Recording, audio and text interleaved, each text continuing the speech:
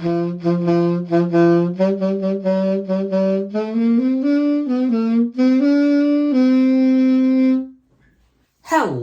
and welcome to The Table. I am your host, Team Wolf, and welcome to a new year. Welcome to 2023. Was that dramatic enough? If it was, please consider hitting that subscribe button. It really helps out a lot. And hey, if you really want to, leave a comment, like the video, whatever. I'll give you a couple ideas for comments that you can write later on in the video. So stay tuned until the end for that. So with all that aside, let's get into the video. So, as I mentioned in my last video of 2022, I'm making a little change to the channel here after Phyrexia All Will 1 comes out, and you'll see a little preview of it in Dominaria Remastered. What I mean by that is I am going to be doing a new format on the channel instead of standard. I'm still going to be doing my modern decks. I'm still doing that one of modern deck per new installment to the channel. But what is the format I'm going to be playing that is replacing standard for me? Well, it's a format that's becoming increasingly popular in the Magic the Gathering community. It is incredibly budget friendly decks.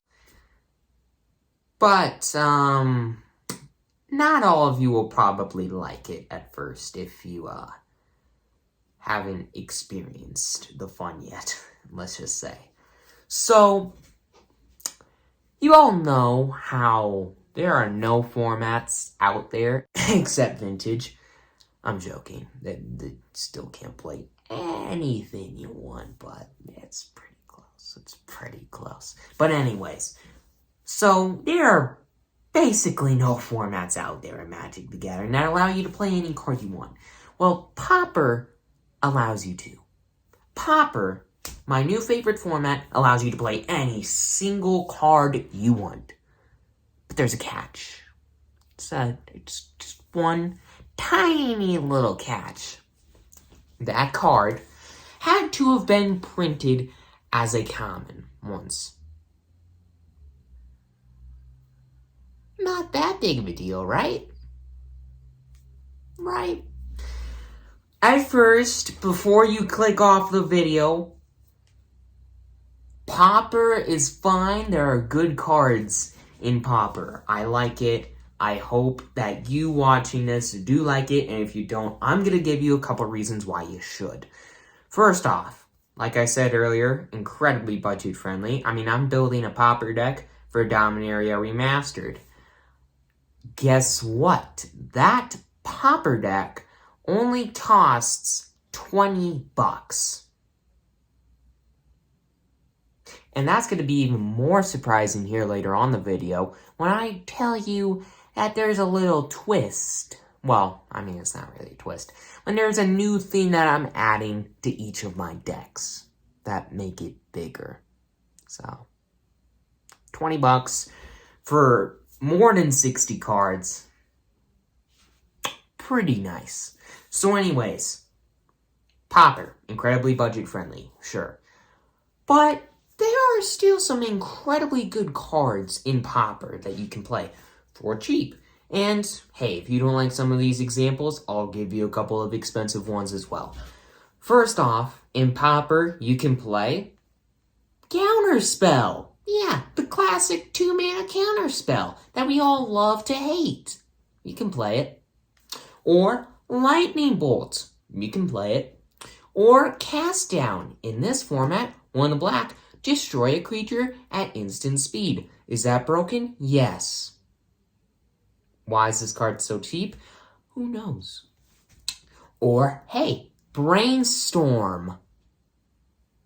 Is that card busted or not? Should this card be legal in Pauper? No. No, it shouldn't be. Or hey, if you want Red's worst version, Faithless Looting. And guess what? All of those cards I just listed cost less than $2. Most of them cost 50 cents. But anyways, or less. But anyways, if you are not convinced, here are some more expensive cards in Pauper that are incredibly busted. Lotus Petal, 0 mana, artifact, sack it, add a mana of any color. That card seems eerily familiar to something. Oh, by the way, it costs $20. Snuff Out, pay 4 life, destroy non-black creature. $9. Ristic Study, yeah, that card was a common once. The classic EDH or EDH staple. Who doesn't want to play this in Commander? Guess what? You can play it in Pauper too. Because that makes sense. Should this card be banned in Pauper? Probably not, because no one plays it. Or Chainer's Edict, if you want something a little less cost-friendly. 2 mana. Player sacks a creature. Can flash it back later. It's the -2 Liliana of the Veil ability. But it costs mana. So, yeah, Pauper, it's got good cards in it. You may not think at first, but it definitely does. And not all of them cost tons of money. So, there you go. And so, most of them, if they do cost money, cost less than $5. So, whatever. But anyways, Pauper is just, it's really fun for me. First off, budget friendly. I've already said that many times before. I do love building budget friendly decks on this channel, and I still try to do it with my more expensive decks, but sadly can't always do that. But with this Pauper format, I hopefully can do that a lot more, and you watching the video can have fun building the deck as well. But so, there's that, the budget friendliness, but it also, for me at least, provides a challenge for players. It challenges you to build decks that you love to play with less cards, with less of the good cards. It allows you to really, showcase how creative your Magic brain is. Your deck building skills are. It enhances your deck building skills because you have limited resources, but you still have to build decks that are good, that are functional, and do really busted things at times. I mean, look at the Affinity deck. That deck is incredibly busted, and did that deck look easy to build? No. The Madness deck, did that look easy to build? No. But people built it, and with only cards that were printed as commons. And yes, before I continue further, you can use any card you want in the game so long that it was printed as a common once. Yet, any version of it. If you want to play the rare version of Ristic Study, go ahead. It was printed as a common once, doesn't matter. You don't have to play the common version. But anyways. So yeah, it challenges you to build decks. It's budget friendly. And to me, at least, the decks are more evenly balanced. Not all of them, but a lot of them are more balanced because of the limited resources players have. So the decks are less like, this deck always crushes this kind of deck no matter what. There's no chance for this deck to win. It's more like, this deck crushes this deck sometimes, but this deck can also murder this deck.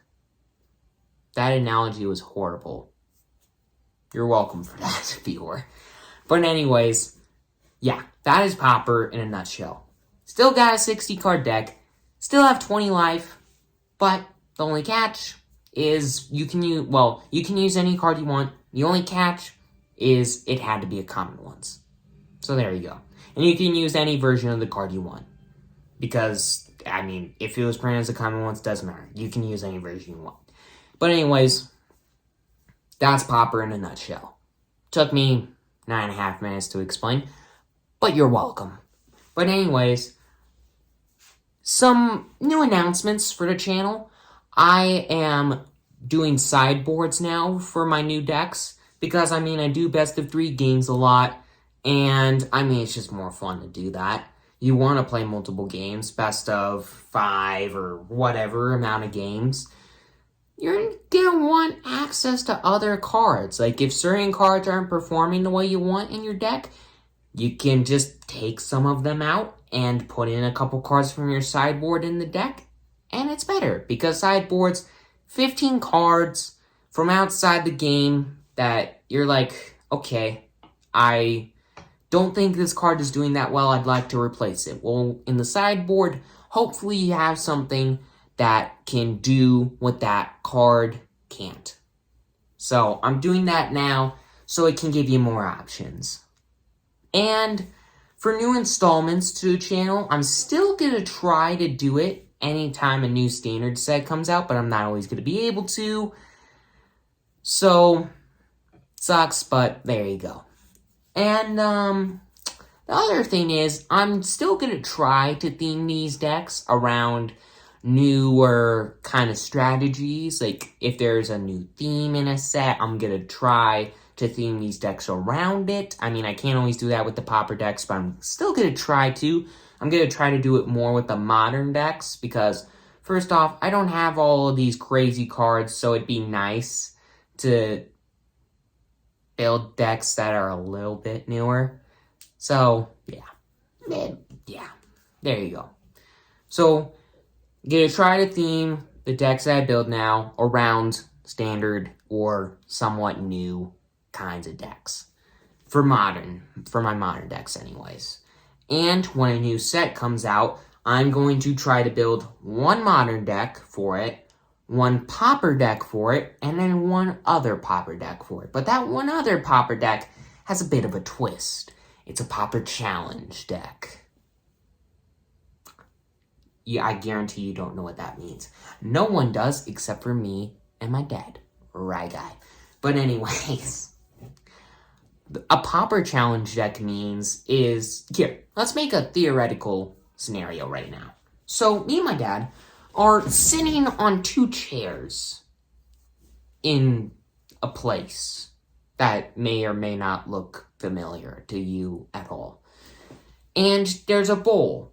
And we pick a piece of paper out of that bowl, and we flip it open, and it says, must build mono blue deck for popper. Okay, piece of paper, I have to do that for this popper deck.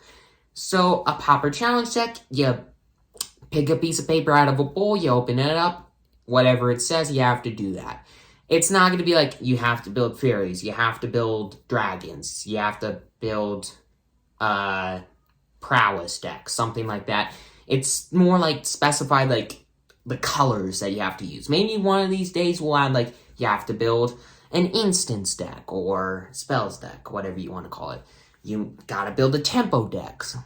But for now, it's gonna be like, you have to build a 2-color deck. You have to build a Grixis deck. You have to build, and oh, by the way, Grixis deck, I would love to build a Grixis deck in a popper challenge, because I would crush my dad, right? Yeah, I would crush my guy. But anyways, so, open up a piece of paper, flip it around, whatever that says, you gotta do it. Most of the time, it's gonna be like, you have to build this monocolor deck, you have to build this multicolor deck, or sometimes it'll give you an option. It's not gonna be that common, but it might say, you gotta build either a blue deck or a blue-black deck. One of the two, your choice. So there you go. So that's what I'm going to be doing now for new sets and new decks and whatnot. Going to try to build a modern deck and 2 popper decks, one of which it's gotta be a little bit not as fun to build, because you have to build a certain kind of deck to make it a little bit spicy. And you, the viewer, if you want to, you can put what you think should be some of the options that me and my dad have to pick from down below. I'm only going to count the ones that say, like, gotta build a mono green deck, or gotta build a black and blue deck, something like that. But anyways, with all that aside, thank you for watching. I'm your host, Teen Wolf. I hope that you like that I'm going to be moving into popper now and more budget-friendly decks, while still doing modern here and there for a little bit more expensive decks and powerful decks that I'm going to try to theme around new-ish strategies. And sideboards now. I'm also doing sideboards. I hope that you like that as well. That bit as well. But anyways, with all of that aside, thank you for watching. Please consider subscribing. Go and comment down below what some of the options you think, options you think me and my dad should pick from. And with all of that aside, thank you for watching. I'm your host, Teen Wolf. Please consider subscribing. It really helps out a lot. It's completely free. And yeah, with all that aside, thank you for watching. See you next time.